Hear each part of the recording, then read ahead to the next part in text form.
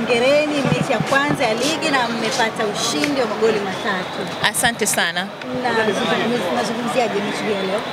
Mechi imeonyesha jinsi gani maandalizi yetu ya msimu huu yalivyoenda. Naamini kwamba tunayo nafasi zaidi ya kuweza kufanya vizuri. Mpira ni dakika 90, wote tumezishuhudia, zilikuwa ni dakika 90 za mshike-shike. Kuna maeneo ambayo sisi tumeona ambayo yanafanywa kazi, na hayo ni maeneo ya kiufundi, lakini kwa upande wa utawala sisi tunaendelea kuhakikisha timu yetu inapata matokeo mazuri katika ligi ya Tanzania ambayo imeanza leo hii, lakini vile vile tunapoelekea katika mchezo wetu wa marudiano na Gaborone United FC. Sawa, mmerejea Benjamin Mkapa katika mechi zenu za ligi, mapokeo umeonaje?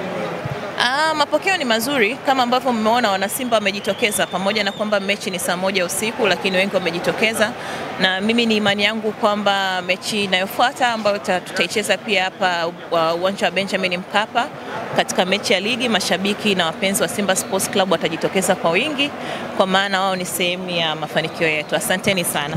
Neno moja kwa mechi ya Gaborone. Mechi ya Gaborone. Neno la kiufundi au la lipi? Kwa mashabiki wangu. Kwa mashabiki wote wasikae mbali na Simba App. Kesho tutakuwa na jambo ambalo tutaenda kulitangaza. Kwa hiyo niwahakikishie tu, naamini kwamba tutaenda kuvuka katika hatua hii ya awali. Asanteni sana. Tutawapa taarifa kamili mchakato utakapokamilika. Kwa sasa tuishi humo.